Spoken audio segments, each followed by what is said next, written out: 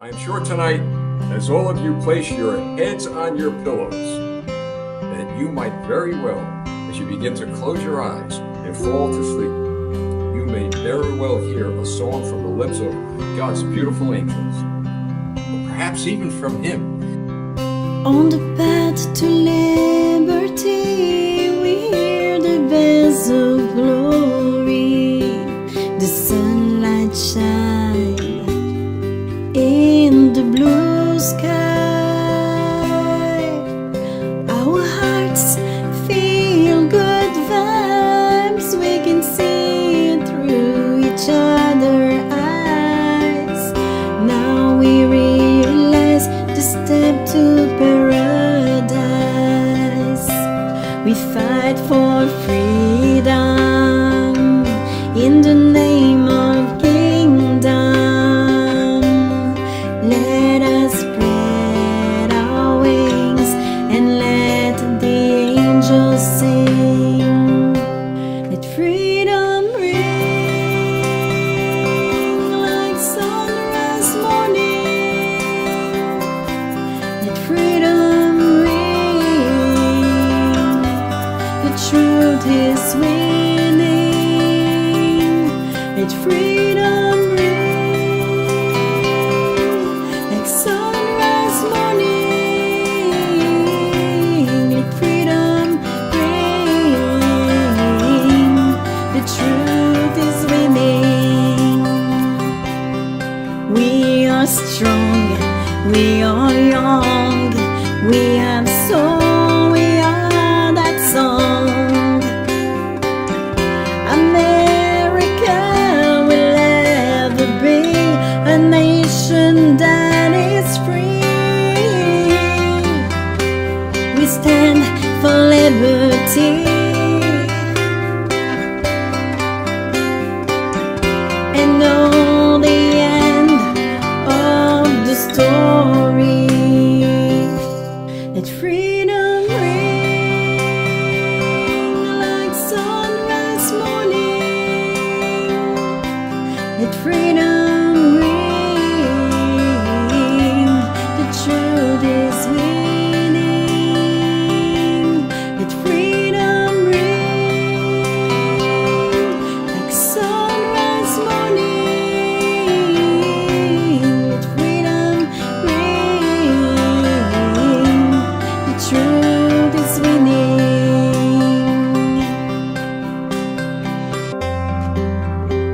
No matter what they choose,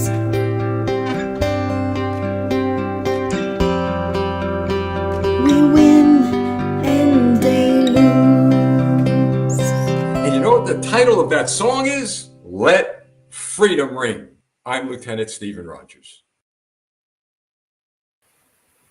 Ladies and gentlemen, the video you just saw was not produced by Campaign for America, but that was a gift to me from Canadian people living in Quebec, from a couple that is truly, truly grateful, as they say, for what we're doing. But the fact is, I am grateful for what they are doing and for what you are doing. I was on the air earlier today at 3:30 p.m. Eastern Time, sharing with people all across our social media platforms how thankful I am to you.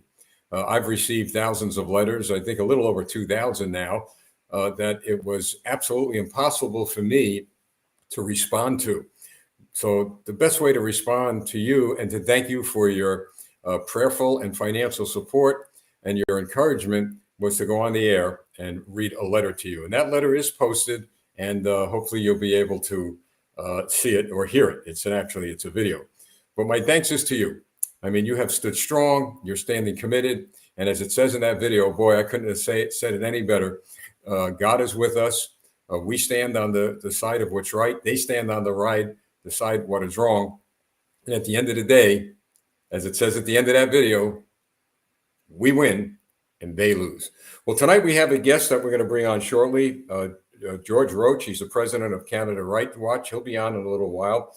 And we have Alan Nicholson, who's going to give us an update on the criminal charges that will be brought against the Trudeau government and Trudeau at The Hague within the next several months. Now, folks, I want to share with you a few things that are going on here in America because many of you have asked if I could bring some clarity to the Canadian people as to what in the world is going on between America, Ukraine, and Russia, and then the January 6th committee, which apparently wrapped up today. I'm not going to get into too much details because we have a lot to talk about with regard to Canada tonight, but I'll just briefly state to you that with regard to Ukraine, I've said this all along. This is now becoming the longest reality show ever in American television history. I've got to tell you, I've never seen more videos and more propaganda and more battlefield scenes streaming across American television from a participant in the war, in this case, Ukraine, than any battle that I've ever seen in the history of this country. I absolutely believe, and nobody's going to change my mind, that Joe Biden created this problem. This has become a proxy war for the United States of America. And my fear continues to be that he's going to drag American ground troops into that war, as was done by the Democrats in the 1960s with regard to Vietnam. And unfortunately, he's going to drag NATO into a war that they just don't want to be in. And I'm hoping, look, I have no love for Macron of France, but he's one of the few that stood up and told Joe Biden to keep his mouth shut and stop mouthing off about Armageddon. It doesn't help any of us. It doesn't help any of us when leaders in any of our countries, whether it be NATO or Russia, Ukraine, or whatever, when they start mouthing off about nuclear war. That's very, very dangerous. And they've got our lives in their hands. But you know what, folks? This is why here in the United States, in less than 30 days, there's going to be a big, big change going on when the Republicans in America take control of our government. So we ask you to keep an eye on that. With regard to January 6th, I tell you, I've got feelings about that. I'm not going to express them right now, but I do have grave concerns over the way this whole committee was put together, who's on it, and the way it was conducted. You know, in America, we boast about being fair. We boast about justice. We boast about the lady justice. You know, in our courtrooms, you'll see a picture of a lady and there'll be two scales. That's lady justice. And the scales are like this, folks. They're equal. They're not up. They're not down. They're equal. Well, I don't believe that, at least from my view right now, I've seen any balance of justice done. I've seen what amounts to, in my view, all right, I'm not saying it's fact. I'm entitled to my opinions, but I see more of a kangaroo type court. I see a hearing that's just one-sided without any chance of the American people hearing another side. Now, that's my opinion, my view. Now, should there be hearings? Yeah, I think there should be. I think we should get right down to facts as to who, what, when, where, and why all this happened, including subpoenaing or giving subpoenas to Nancy Pelosi, Chuck Schumer, and all the Democrats that have orchestrated this hearing. That's what's fair, folks. But it's not happening. But let's see where all this goes. Like I said, we have to be fair. We have to make sure that when we broadcast facts based on the findings that we have. But those are findings we have, but we could also express our opinions. All right, folks, let's go to the president of Canada Rights Watch, and that is George Roach. George, I'm going to put you on the camera right now, and there you are. Thanks for joining us. Hi, how are you? Good. So we're okay with video and audio. What do you think of that? Well, it sounds good. You're coming in nice and clear. Hi, everybody, wherever you are in the world. We are Canadian and American Rights Watch. Thanks a lot for having me on the show today, Lieutenant. Well, George, would you familiarize us? There are a lot of people in Canada who obviously know about you, but we do have a global audience. So would you please share with us what Canada Watch is, what your mission is, and what you've been doing these days? Well, I mean, Canadian Rights Watch from Go has been about helping the people. We saw the job losses coming. We saw the mental health crisis that was inevitably on the way. We have significant amounts of suicide going on. We saw that coming too. I mean, if people just look at history, they're going to understand we're living a pattern right now. And we're seeing that people respond in various ways. If you're fortunate enough to have enough money, you can probably live a little better through a pandemic. If you don't, it's going to be a struggle. So our focus has been, let's educate the citizenry, make sure we consult on the issues that we know they are going to be faced with, such as job loss, public sector, private sector, health issues galore. We have numerous clinics, hospitals, and other caregiving institutions who are trampling the rights of citizens, hospitals denying elective surgery. We're seeing that Johnny cannot go get the eye test because he's not wearing a mask or mom is not jabbed. We have a host of issues in long-term care where if your mom or your dad is dying and you're a POA, you're not going to be allowed in. They're going to make your mother or father a ward of the state. They're going to appoint another caregiver who will make the decisions for your parent or father, somebody who doesn't even know them, who's probably not even trained in the medical field. So we cover a wide landscape of support issues for our citizens, from legal to mental health, logistics, educational. We do Zoom calls, and we have a bunch of lawyers that we send our members to when the need appears. And obviously, there's a significant amount of that going on as well. You know, this is fascinating, and it's refreshing to have a guest on that not only articulates the problems that our nations are facing, but articulates a solution. You've gone one step beyond, where we see a lot of people on the network news always talking about the problems, with no solution. So I commend you for that. Now let's talk about. Thanks. Oh, well, you're welcome. But let's talk about what you just shared with me, because here in the States, we do have the same problems. I mean, people couldn't even bury their moms and dads. They couldn't bury their kids. Horrible. Government control over their lives. The nursing home scandals here continue to increase. We still are waiting for lawsuits, and when the Republicans take control, investigations of some of these governors who took what we believe to be illegal actions. But my point is this: is you are tackling those problems. You seem to be addressing them. Now let's talk about the suicide rate for a minute, and the depression and the post-traumatic stress disorder, which I've heard that you have been very involved with that. President Donald Trump, when he was in office, I remember him saying with regard to the lockdowns here, let's not create a problem bigger than the one we have. And because of the executive orders and the lockdowns and the pretty much making people prisoners in their own homes and shutting down businesses, we now have a bigger problem, in my view, than we had during the pandemic. So, and the big problem is, I'm glad you mentioned it, because we don't hear too much about it. Not too many people talk about it, is the mental health issues that have increased amongst young people, teenagers, elderly, I guess the whole row here of the whole spectrum of ages. So how have you been dealing with the post-traumatic stress disorder of people in your country, and have you seen an increase from your point of view? Tenfold. I mean, remember, what people are living today, Lieutenant, is a form of violence. And even though, you don't really have to touch somebody to injure them psychologically or emotionally, what's happening right now, the experiences that they're living from the coercion, the deceit, the fact that some of the people may not have seen the truth in the beginning, and now they're suddenly coming to and realizing, hey, what my neighbor, what my daughter, what my son, what my cousin, my husband, my uncle, whatever, what they said was true.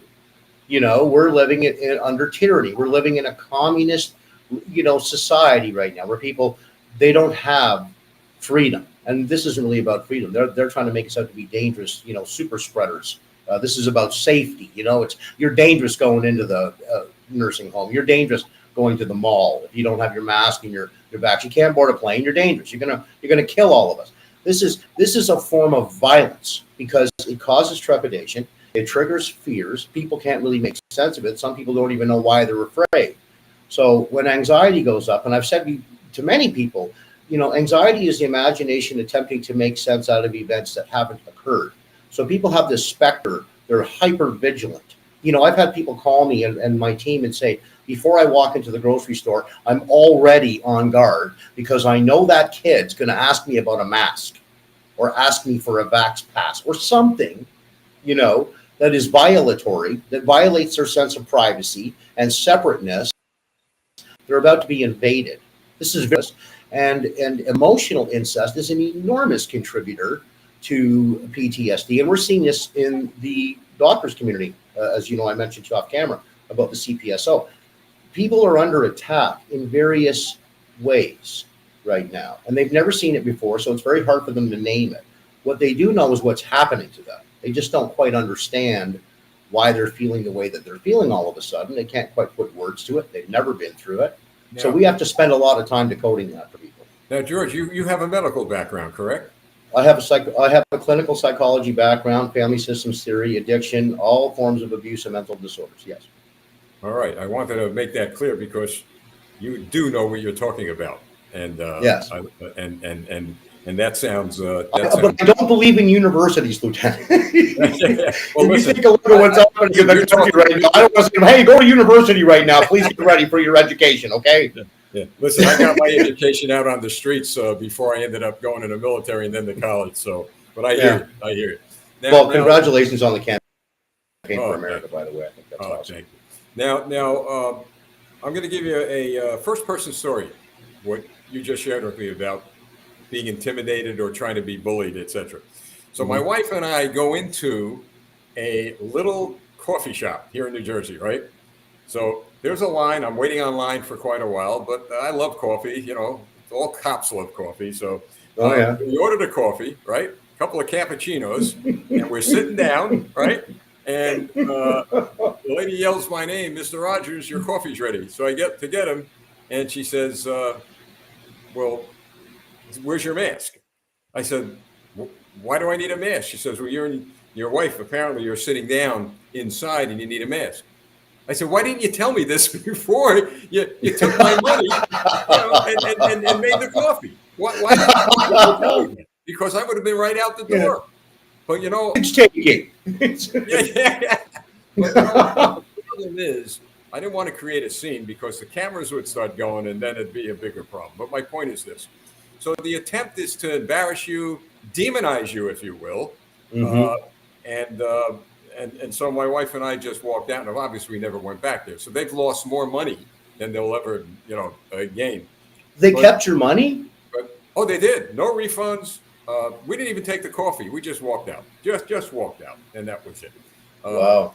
But yeah, well, this is the way it is, right? Because the goal is to, I guess, humiliate people who don't get vaccinated, who don't wear masks. And believe me when I tell you, if I would have seen a sign on the front door, no mask, no service, that's fine. It gives me the choice, right? I could put the mask on if I want, or I could leave if I want. Well, we're not getting any heads up about any much of anything these days, are we? Not at all. Not at all. Well, I had an incident the other day, just a little digressing. Again, my wife and I walk into another type cafe, right? And we order cappuccinos. This is in another town, another place. So this young lady makes the cappuccinos, and I give her the credit card. She says, you have to pay at least $15 worth of merchandise before we accept the credit card. You've got to be kidding me. I said, I don't carry cash. You're like, they see you coming. I said to my wife, this is a bad week for us. I mean, what the heck? So I said, well, what happens to a person like me who orders coffee, you make it, and you don't have any cash? I mean, you don't even have an ATM machine in here. And she says, no cash, no coffee. That was it. Wow. So, yeah. So the people seem to be in lockstep with any type of rule that comes down from high above this other alternative planet that these leaders are living in. But my point is this: not to give in the sense that you become the bad guy. That because when people, I was always civil with these people. I want people to look at me when they walk out, and if they ever see me on the air, hey, I saw that guy, but he act decently. And I know it's hard to do, but all we need to do is to turn around and walk out. But you're right. Unvaccinated. Well, they're shaming you, right? I mean, everywhere we go, we're getting shamed now. Exactly. This is as old as dirt. This shaming tactic, it's tactical. And, when people are children, they're shamed, right? So they're oftentimes reliving these cycles from yesteryears. They don't even realize that the memory, stores all these events. They're called governing scenes. And any time the seat of memory, the amygdala, sees a pattern that resembles the past, it guides the response. So they start defending against this stuff. I was just talking to a doctor about this today, Dr. Birch. Hi, how are you? Thanks for watching. And, it's very interesting that people as adults don't realize that they can be triggered very quickly. If you were shamed from a younger years, you will bring that forward. You just need a situation to remind you of that authoritarian parent or that, that authoritarian kind of boss, and you're back in the moment again. And I say to everybody, really be careful. When people are projecting shame on you, you can't see shame being transferred interpersonally, through the air like a football. It's transferred through the way you're spoken to, the way you're treated, the way you're regarded. Do you matter? I mean, all of this stuff. So when you go into a coffee shop, like you mentioned, and somebody's doing that to you, you know right away that, that it is a hostage taking in some ways. They take your money and then they subjugate you to a rule that you don't want to have anything to do with. It violates your freedom of privacy. You know what, though, and you're right, but I think we shame them by the way we respond. Because Absolutely. it ended up, they look like the fools. They're the ones making, well, it's their, look, I've always said, it's their house. You know what? Just tell me what the rules are. And if I don't want to obey the rules, I'm not walking into your house. And so, well, that's interesting because in Canada, it's not like that. You cannot deny anybody's service on grounds that are protected by the Human Rights Code. Like you can't say, if I come into your store and I'm interacting with the services that you have promoted, like say a grocery store, which is a common place we get calls on, and somebody says, well, no mask, no service. That is illegal. That's illegal. You're discriminating me. You're telling me that if I don't have a mask on, I can't shop here. Yet you have already, through your business, promoted the goods and services that I'm going to interact with. So as long as I'm here doing that, it's fair game. Well, George, it is illegal here. However, because it's private property, they could set the rules, but you would have to hire a lawyer, take him to court, spend a few $1,000 to win a point. You see, so I mean, sometimes no, I get it. Some people will do that, but here's the deal. So we have a situation now where you come along, and you're helping people. You're helping people navigate these issues. Let's talk about the post-traumatic stress disorder, because I get a lot of mail about people who are very depressed and upset. I mean, really fearful. Yeah. And I've explained to people that the most effective enemy or the most effective weapon the enemy has, and you're right, it's downright evil, is fear. They want to create so much fear in us that they paralyze us, they disable us, and we've got to make sure that they fear us and we don't fear them. Right. I say there's nothing to fear but fear itself. False evidence appearing real. We've said it a million times. We got to turn that around to find, evaluate, assess, and research solution on the next fear.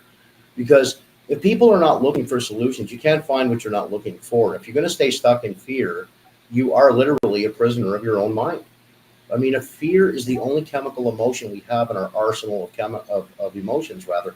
Fear is chemistry altering. You can alter brain chemistry with fear, which alters thinking. Because the one thing a person can't do if they're operating under the impact of repressed emotion is think. They don't know what they need. They don't know what to do. It's like people get tongue-tied and twisted when they're trying to defend the integrity of their beings because they feel attacked. And, that's stressful for people. They don't know what to say. They're not sure in the moment. They would be able to have a conversation with you or I about it, but if put into the real world circumstances of somebody confronting them or accosting them to do something they just simply don't want to do, that causes a significant amount of stress and definitely triggers PTSD. I'm somewhat fascinated over what you're doing with doctors.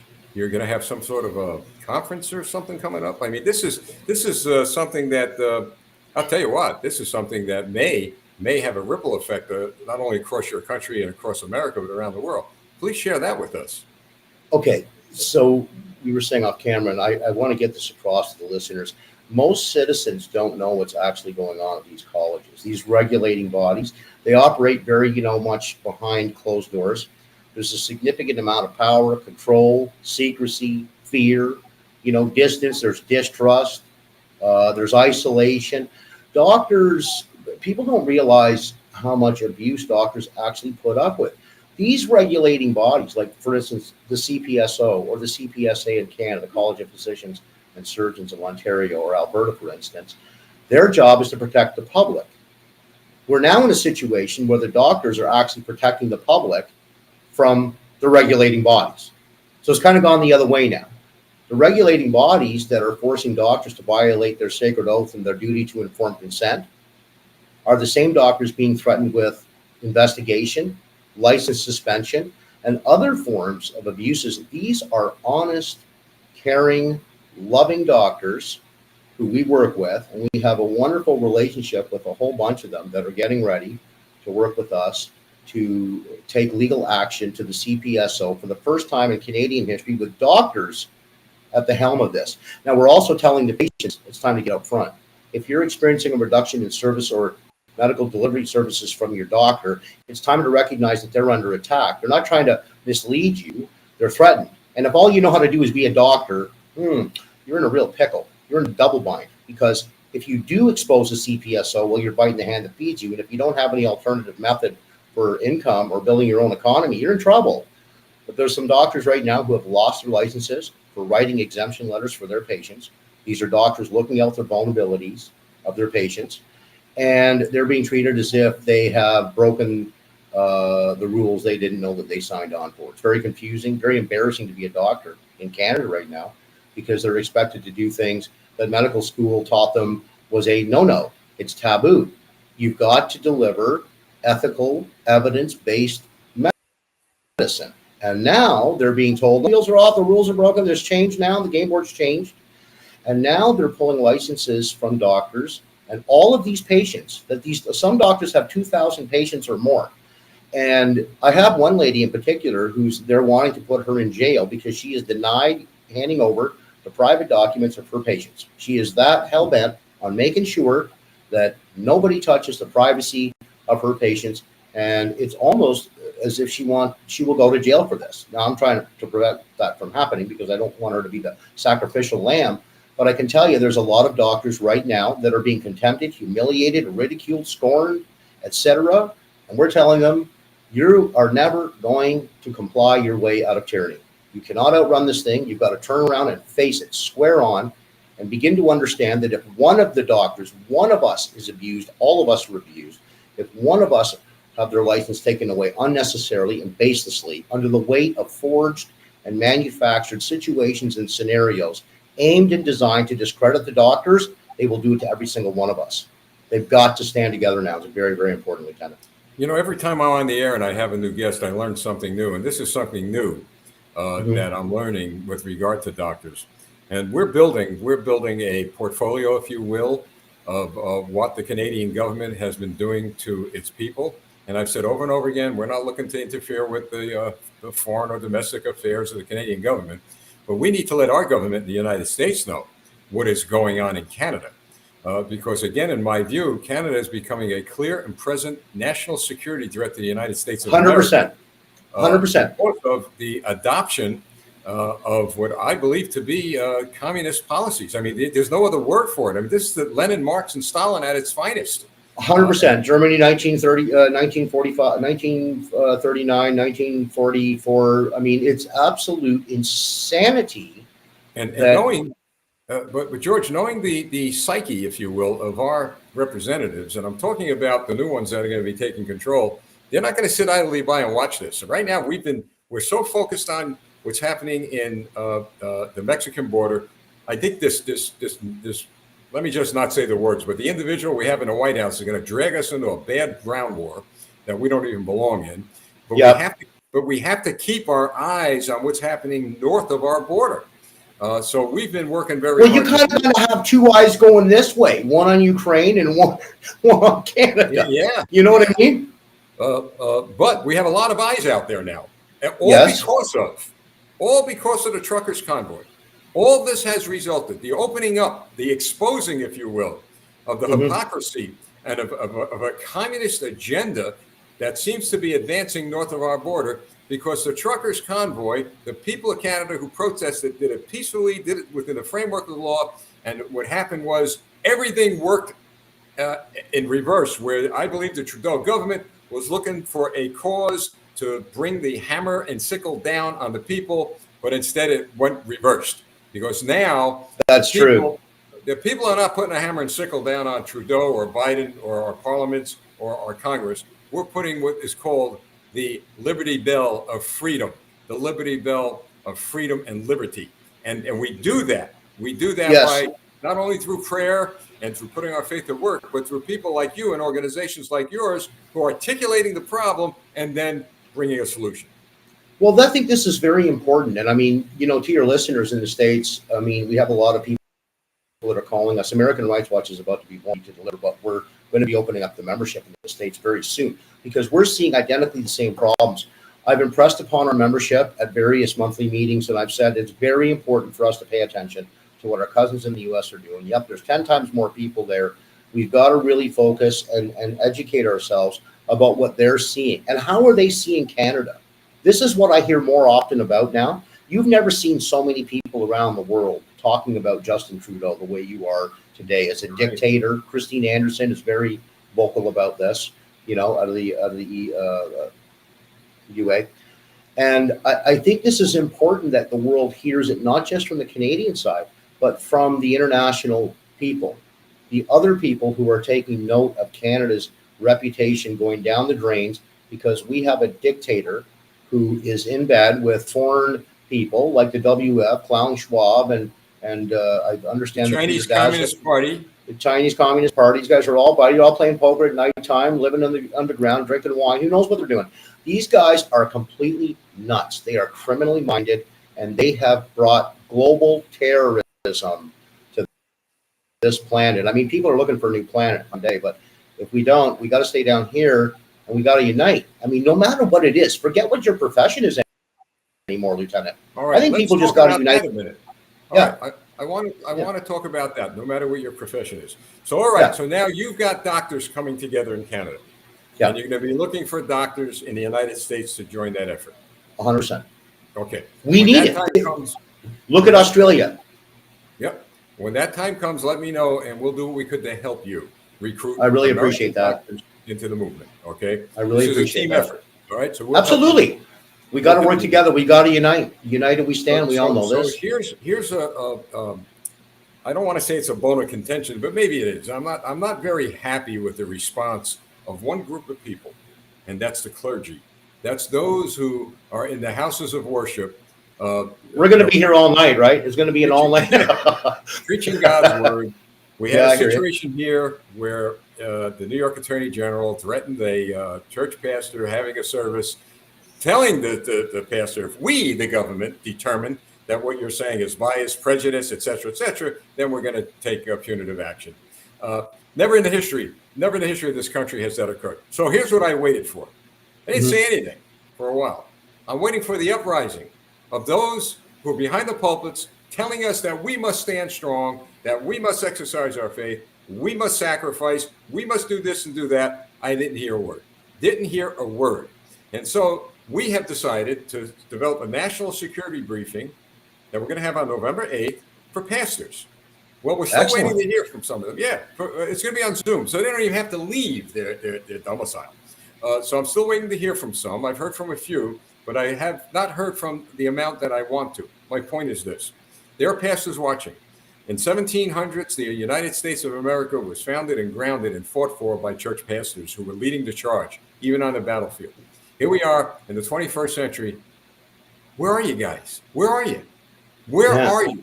We saw Pastor Arthur, Tobias, pastors in your country being jailed, cops coming into their churches, and we're going to be dealing with those cops one way or the other, believe me. Believe me, they're going to be dealt with. They are complicit. They are complicit. George, I've said to them, look, I was a cop for 38 years. I retired as a commander, detective, lieutenant. So I know police work. I know when it's illegal, when your actions are in violation of the law. I know all that. And I know once those officers, and some of them are watching, we know that once you're identified, you're going down. You're going down the tubes because Trudeau, your government, your supervisors, they're not gonna commit political suicide for you.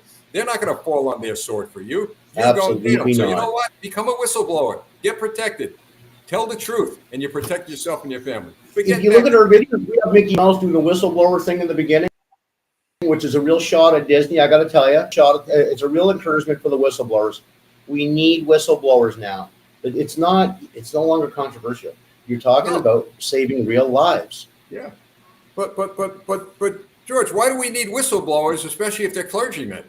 The whistle they should be blowing is what's in the Bible, what's in God's word. They should be blowing that whistle night and day, like Charles Spurgeon and like William Wilberforce, the member of Parliament in Britain, and on and on and on. So my question to you is this: is there any possibility that you could get pastors in your country together, even if there were a dozen or so, and share with them Yes. the enormity of this problem?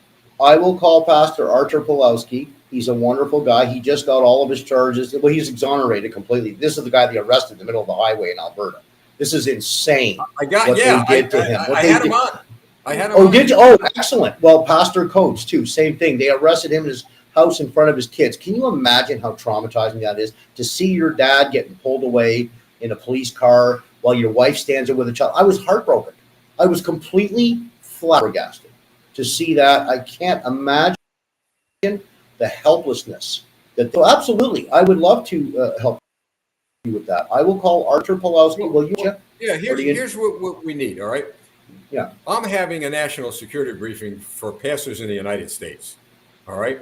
But I have Pastor Arthur and others that are going to be coming on if we do this to explain to the pastors here that you're next, guys. You're next. You don't defend your brothers or your brethren, if you will, in Canada. You are next. And I just can't wrap my arms around after we in this generation read about, learned about the march of the Nazi military across Europe, and not too many people did anything until it was too late. We learned 6 million Jews had to die before they finally got their minds around the fact that this was going on. And before we got involved, Pearl Harbor had to get bombed. You see, this is my point. It's always too late. And now we've got a situation where we see, again, the Chinese Communist Party infiltrating both our countries.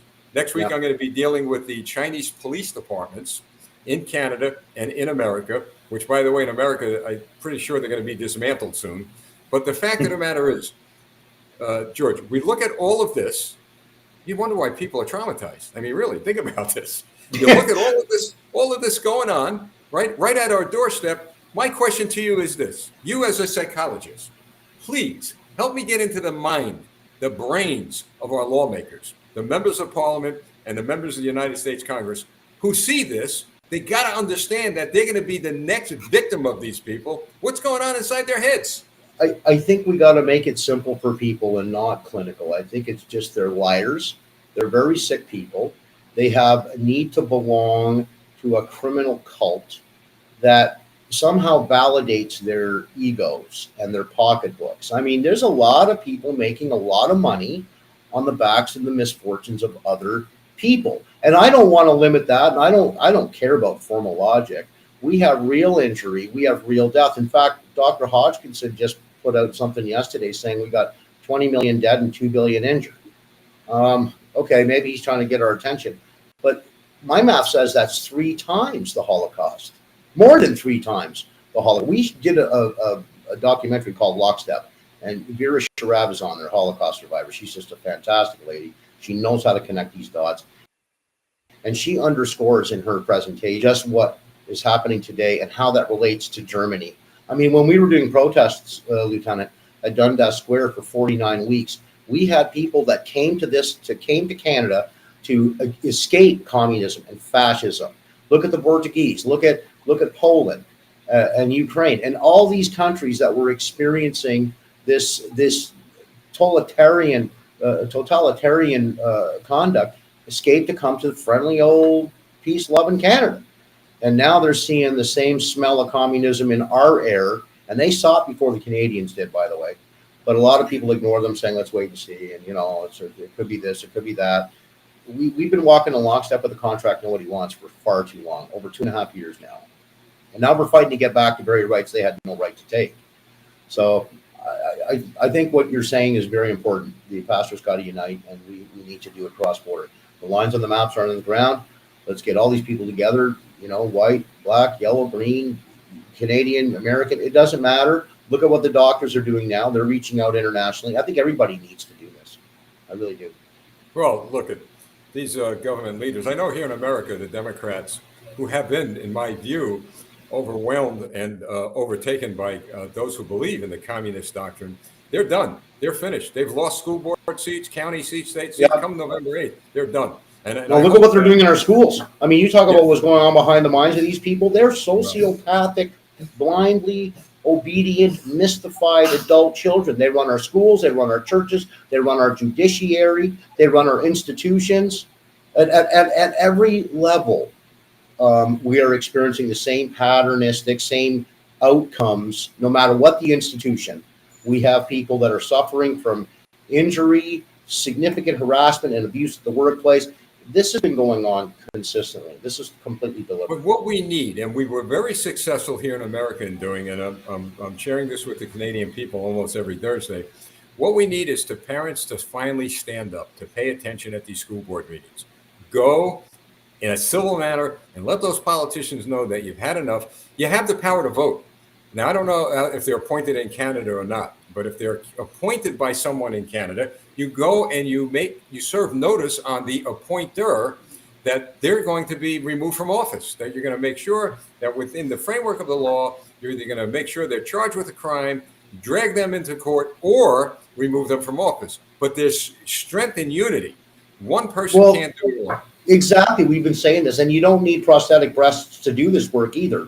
I mean, at the end of the day, it's very important. People just need to understand basic math. There's strength in the numbers. The power of the people is far greater than the people in power, but not for wounded, codependent, abused, traumatized children, Lieutenant. If they're still afraid of authority and they have a problem with conflict, we have a lot of people that are phobia of conflict. They don't want to get into it. You know, Canadians are like this. They're very passive. We need to teach people how to be assertive and have good boundaries. In fact, that's a program coming forward with a couple of our teammates, because we find that people don't know how to say no. We spent 49 weeks teaching people how to say one simple word, no. Now, if children were allowed to say no the way God and nature intended it to be in childhood, we wouldn't need to just say the no to drugs campaign today. So that's my dog. Is that your dog saying no? Yeah, he's saying no. He heard me say no. When I say no, he doesn't like that. Give me 1 second. I'm going to knock him out right now. Well, go ahead, George. You see, I have as you know, folks, Bear's a German Shepherd, and he used to do that. I'm on the air. It's quiet all day. As soon as I'm on the air, well, good old Bear Boy would start barking. So I found this big, huge, this company that has big, huge bones. I'll show you a bone one day, and I give it to Bear. He's upstairs right now chomping on the bone. So that's a hint for you, George. Give him a bone to chew on. That's a great distraction. Yeah. I should have thought of that, eh? Give him a good old rib cap bone. Now, George, I'm going to show you something, all right? Yeah, then I'm going to follow up with saying something. You see, I'm actually going to take advantage of your background now, because I think you'll be able to help a lot of people with things that may be on their mind, but they're not talking about. Here's what I'm going to show you. See, this is a cell phone, right? Right here, my cell phone. Yeah, right. Okay. You wake up, you know what people do? They wake up. As soon as they wake up, before they even out of bed, they're looking at the cell phone. They go, they get their cup of coffee. They're like this all day, all day. I asked my wife, I said, you know what, Natasha, let's go in a diner here and a diner there. Go have a cup of coffee, maybe breakfast. I want to observe something. And every single place we went in, mom and dad weren't talking to the children. Mom and dad were on their separate phones, the kids on an iPad. And now you go home and you turn the news on, you're consumed with the same negative stuff, demonizing stuff, propaganda on 24 hours a day, 7 days a week. So now you go to sleep, and before you go to sleep, as if the world is going to end overnight. Back to this. So my question to you is this, and I need to hear from someone with your background, and people need to hear from somebody like your background, not from me. I do not have your background. But doesn't this have a strong negative psychological effect on people when they are absolutely voluntarily consuming themselves with all this garbage? I believe that everybody's addicted to something, and an addiction is a pathological relationship to a mood-altering experience, which produces life-damaging consequences. Now, you realize your relationships are waning because you're married to your phone, or you don't know when to, put limits on its use, and that's your primary focus. That's a problem. That's going to be a problem at some point. You've got to stay connected to the people you love and care about. And if you're a parent, you need to spend a lot of time with your kids these days, especially if they're not in school. So you can't be on their phone, because kids do as they see, not as they're told. So if Johnny or Susie sees you on your phone all the time, well, they think that's the way the world works. That's the way it must be done. That's the way mom and dad do it. I'm going to adopt that practice, and they will bring those cycles forward. I mean, what you grow up with, you think is normal. It's really all you know. So we need to really teach people limits. You've got to set limits. And, you know, as busy as some of us business people are, and some of the work we're doing, I mean, we work 14, 15 hours a day. We work internationally. We have a lot of people. Yes, our phones are used quite regularly for trafficking information and updates on media or cases and meetings, et cetera. There's a whole bunch of stuff going on we don't even imagine is going to happen in a day. You don't know what the calls are going to be. But I think in a situation where if you're not in that kind of work and you're on your phone all the time, purposefully, a way to mood alter, maybe avoid some problems in life, maybe to avoid issues in your marriage, what have you. Yeah, distractor addictions are problematic.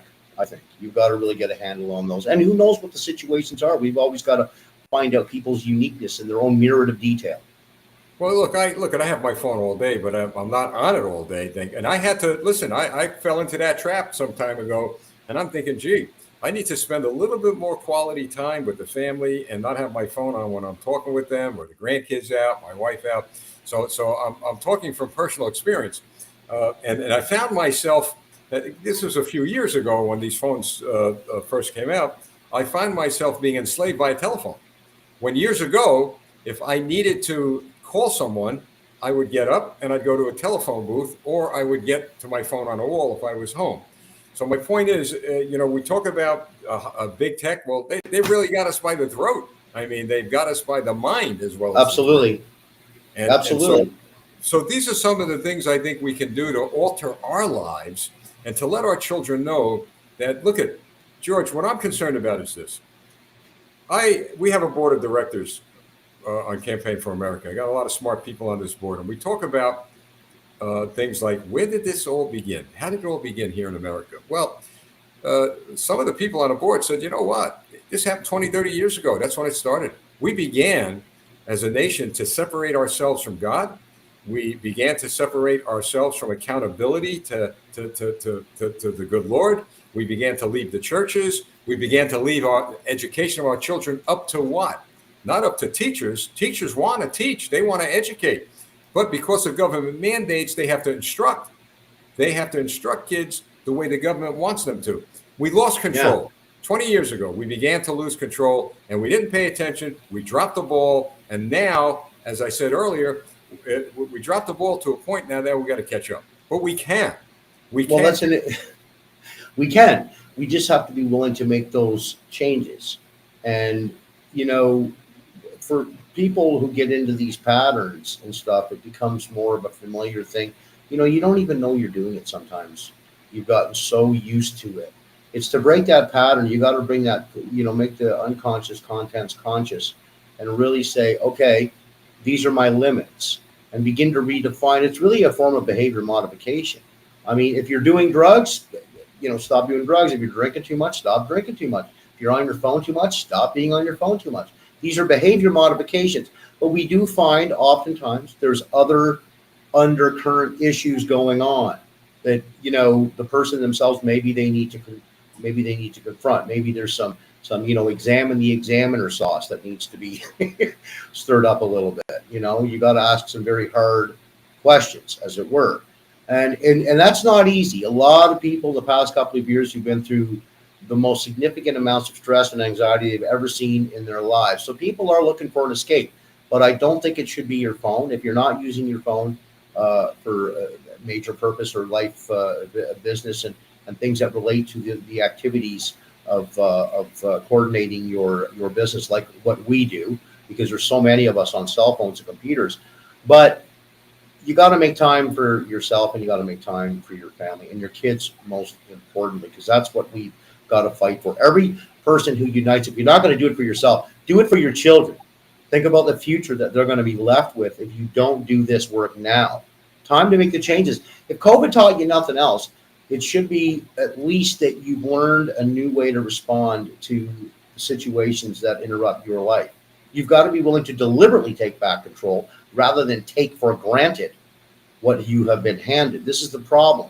People need to appreciate it more and realize that through COVID, we've been taught the value of our freedoms. Hey, George, before I was elected to the city council, I was on a school board. I was elected to a school board here in New Jersey. And the 3 years I was on that school board, I could count maybe 2 parents that came to meetings. not one parent had ever come in and asked for a review of the curriculum. And there was curriculum that came up that I thank God I was on a school board that I was able to address with some of my colleagues. But my point is this, and I'm speaking to the parents out there. To begin with, I could tell you that my grandchildren are going to private schools, not Richie Rich schools. I'm talking about schools, parochial schools, whether they're religious schools. Some are being homeschooled. They've decided to take them out of public schools because of what is going on in the public school system. And I've always believed that anyone who sends their children to a private school or is homeschooled should get absolutely property tax breaks. They should get a reduction in their property tax. We shouldn't be paying for an education that is not educating our children. But that's another day, another conversation. But my point is this. If more people, like we see happening now, thank God, in America, just take the time to go to a school board meeting and to ask the question, how do I get to see the books my children are not bringing home? How do I get to see what the curriculum is? Now, we've had incidents in America here, and I don't know if you're getting this in your news, where parents have actually gotten some of those books, gone to school board meetings, and read the pornographic material, showed the pictures, and the school board presidents would shut them down, close them down. And of course, once the school board member does that, the lawsuits come, the people win, and the school board loses. So my point is that if the school board doesn't want to hear it publicly, then why are you allowing your children to hear it and learn about it privately? So that's what we need to do, George. We got that going on in the schools right now. We in Waterloo, Ontario, we've got the Huron School Board out there, and they are posting very graphic pictures for kids that are not, I mean, this is knowledge inappropriate to age.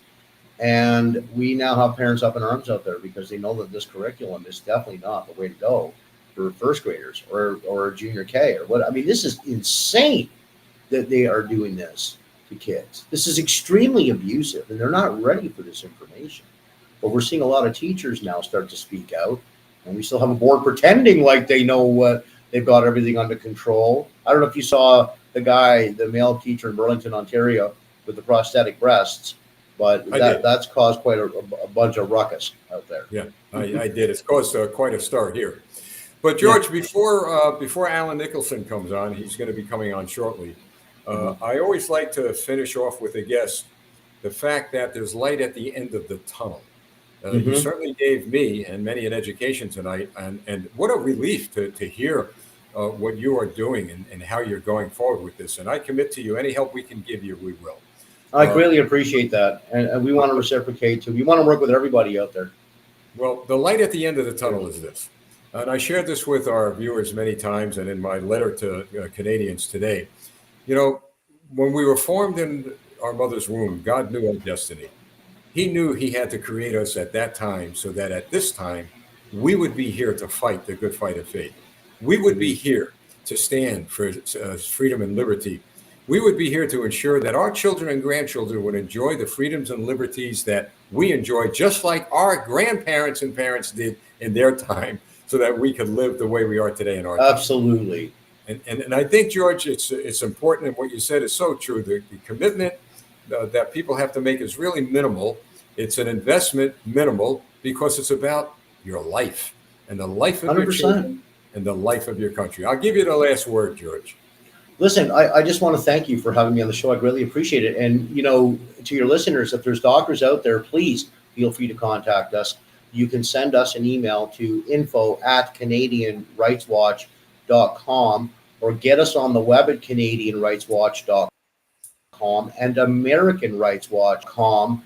We are collaborating between these two countries with a lot of people. We're going to be doing a lot of media too, Lieutenant, on this subject matter, because the medical issues, the abuse against doctors, and the fact that it started to come out for the first time in history in any meaningful way has really got some traction now, because we have a lot of doctors with patients that don't have that doctor anymore caring for them. What's going to happen if our children don't have appropriate health care? This is the biggest problem we have in the country right now, because when they can control your health care, they can control your span of life, they can control when your kids get the insulin or they get their epileptic seizure medication. There's so many things going on right now to interrupt the doctors and the integrity and the ethicality of their work. I think every citizen needs to be aware of this. It is emergent right now. It's a big emergency. So that would be my last word, is that we got to, in the medical field, to understand you're under attack. Don't be afraid. We are going to make sure that the public know exactly what's being done to the doctors, exactly how they're being treated, and exactly what they need to do to make sure the public are aware behind them. The patients need to come out front now and tell the truth about what they're experiencing at their doctors. We have a lot of calls. We have a lot of calls, by the way, Lieutenant, about this particular issue from citizenry who are reporting that they can't go to the appointment because they're wearing a mask or they're not getting a jab. And these doctors that are complicit, I believe they're going to pay the price someday. I really do. And what's good is you've had some victories. I understand you've had some provincial leaders elected to office that are conservatives. Any word today about Trudeau in court? Anything we haven't heard of? Trudeau's going to be, he's going to be testifying shortly. I think that, gosh, I think Trudeau's being made a mockery of more now than any other time in history. It's just a joke. The guy is so off his rocker, and he's such a liar. We're telling the truth. He's lying. We know that. He doesn't like being made a mockery of. He doesn't like being shown up. And the guy is very, very manipulative.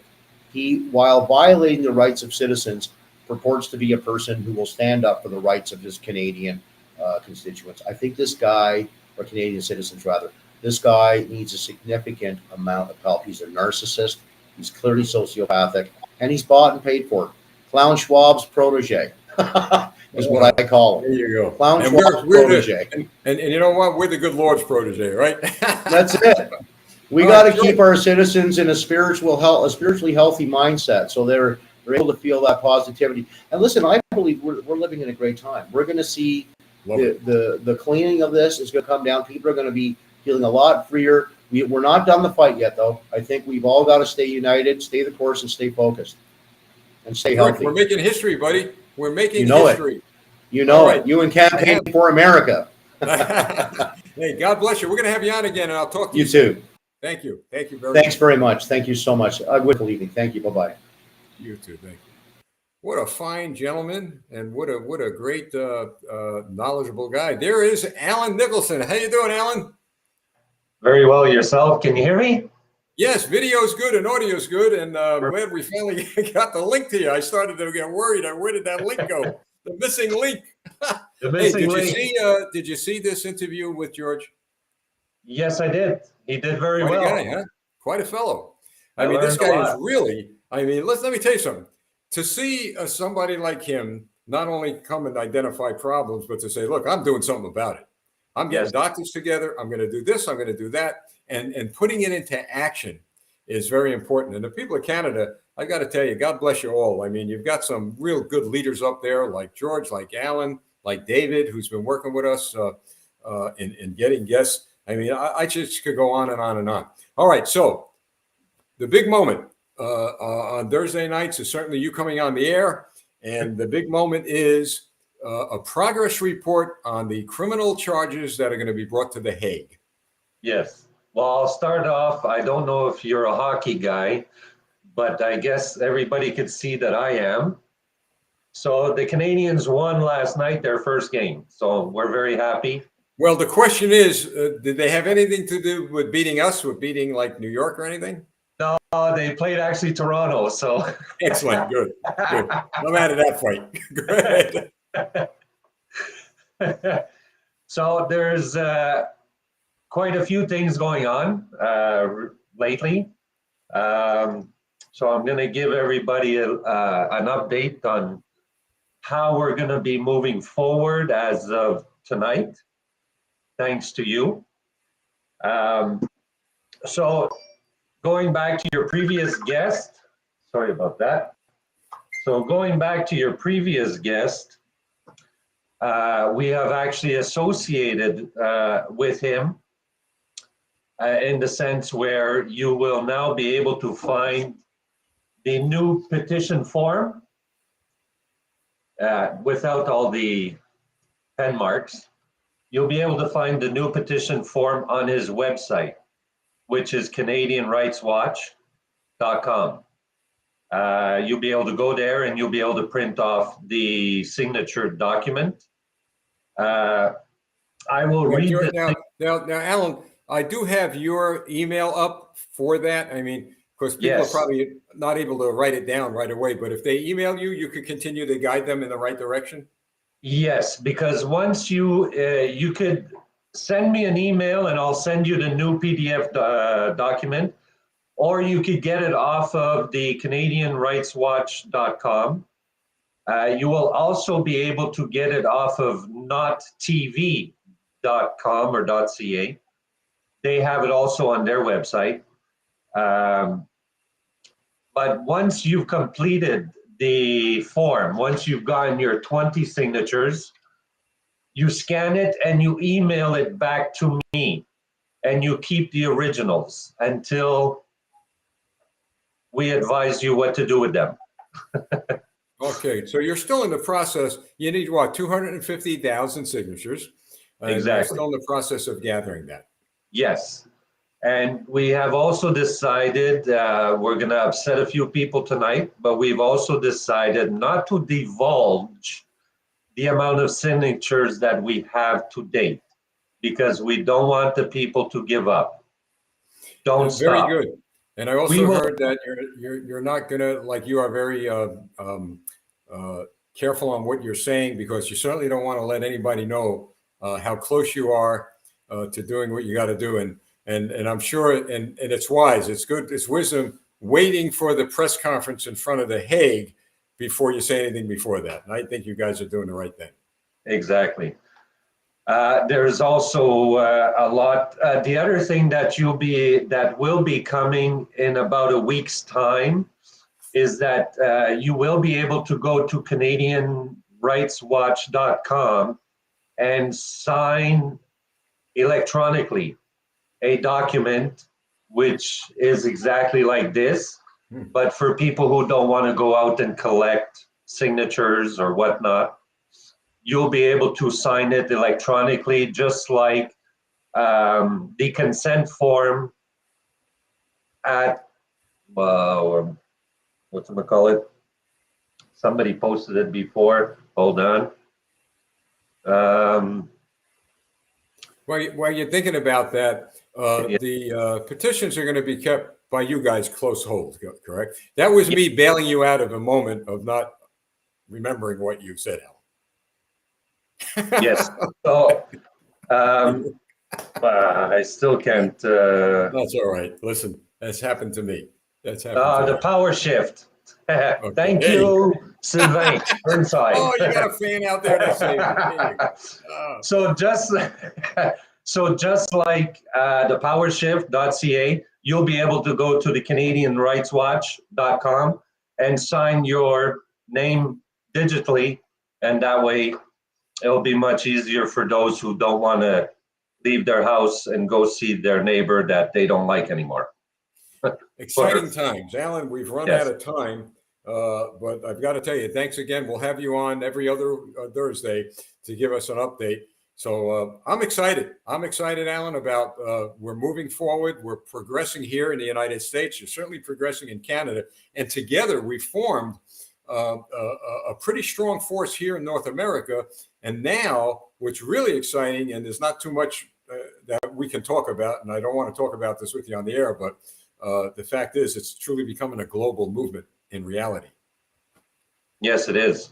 So if you have any existing documents that you've had signed, scan them and send them to my email.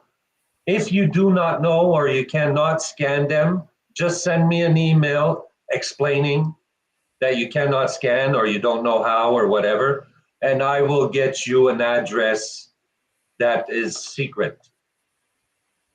Well, I'll tell you what, Alan, it's always a pleasure having you on. And I know you and your wife and others are working so very, very hard. And I thank you for that. And we'll see you next time around. Thank you. Thank you. Thanks very much. God bless everyone. God bless you. Thank you, Alan. All right, folks. So before I wrap it up, I'll tell you, this is a very, very fast hour. We started 20 minutes broadcast years ago, and now look where we are. So I want to thank you all for joining us. And folks, keep in mind, all right, keep in mind that what you're doing is history. What you're doing is worthwhile. Your prayers mean so, so much to us. And by all means, keep us in your prayers. And yeah, we do need your support, prayerful, financial, whatever you can do, keeps us going, keeps all these organizations going. And what's great, we're all collaborating together and we're working together. So to you, I give a lot of thanks, and we will keep you in our prayers. So that's it. See what that says? American Canada, we are in this fight for freedom together. So thank you for joining me tonight. Stick around and look at our closing message. And may God bless you and have a wonderful, wonderful weekend. Stand by.